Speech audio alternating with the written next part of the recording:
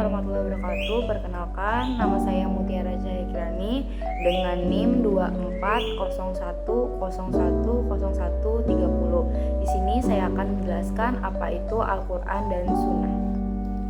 Al-Quran dan Sunnah merupakan sumber utama ajaran Islam, yaitu kepercayaan dan praktik umat Islam. Al-Quran merupakan firman Tuhan yang diwahyukan kepada Nabi Muhammad SAW.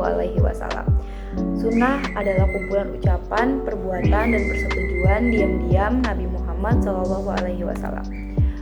Sejarah turunnya Al-Quran. Al-Quran diturunkan dalam periode 23 tahun, mulai dari tahun 610 Masehi hingga 632 Masehi, saat Nabi Muhammad menerima wahyu pertama di Gua Hira, dekat kota Mekah, yang diawali dengan surah Al-Alaq.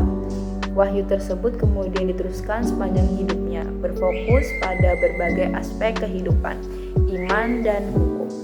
Proses penurunan Al-Quran berlangsung secara bertahap sesuai dengan konteks dan situasi yang dihadapi Nabi dan umatnya.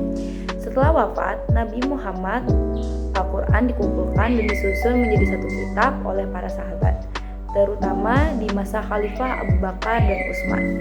Pentingnya Al-Quran dalam sejarah Islam tidak hanya terletak pada isinya, tetapi juga pada perannya dalam membentuk identitas dan komunitas Muslim di seluruh dunia. Serba-serbi Al-Quran. Al-Quran terdiri dari 114 surat, memiliki 6.236 ayat. Surah Al-Fatihah sebagai surah pembuka, surah Yasin sebagai jantung Al-Quran. Terdapat peristiwa di setiap ayat yang diturunkan, merupakan wahyu terakhir dan terjaga keasliannya sampai akhir zaman.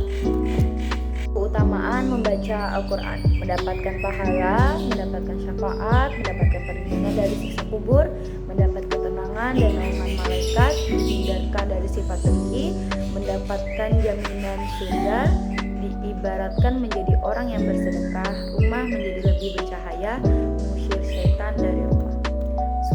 Sunnah Nabi merupakan hukum Islam yang kedudukannya sudah disepakati umat Islam. Para ulama fikih berpendapat bahwa mengerjakan sunnah akan mendatangkan pahala, sedangkan meninggalkannya tidak akan berdosa.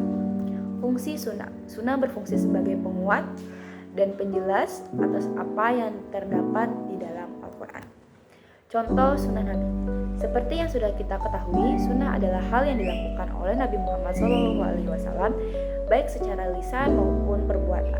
Di antara sunnah Nabi yang sering kita jumpai atau kita lakukan diantaranya melaksanakan sholat duha, bersedekah, membaca Al-Quran, beristighfar, menjaga wudhu, sholat berjamaah, dan lain-lain. Manfaat melaksanakan sunnah: 1. Mendapatkan pahala dan ridho dari Allah, mendekatkan diri kepada Allah Subhanahu wa Ta'ala, mendapatkan rahmat dari Allah, mengendalikan diri dari perbuatan keji dan munkar, menjadi faktor yang menyelamatkan diri dari berbagai keburukan, terselamatkan dari neraka. Kaitan antara Al-Quran dan Sunnah. Hubungan atau Al-Quran dan Sunnah adalah sebagai sumber hukum Islam yang saling melengkapi dan menjelaskan, serta berfungsi sebagai petunjuk bagi umat manusia. Al-Quran dan Sunnah harus digunakan secara hierarkis, dengan Al-Quran didahulukan. Jika tidak ada ajaran atau penjelasan di Al-Quran, maka dicari di Sunnah. Jika tidak ada di Sunnah, barulah digunakan ijtihad, upaya yang dilakukan untuk menemukan hukum Islam dengan menggunakan akal sehat dan pertimbangan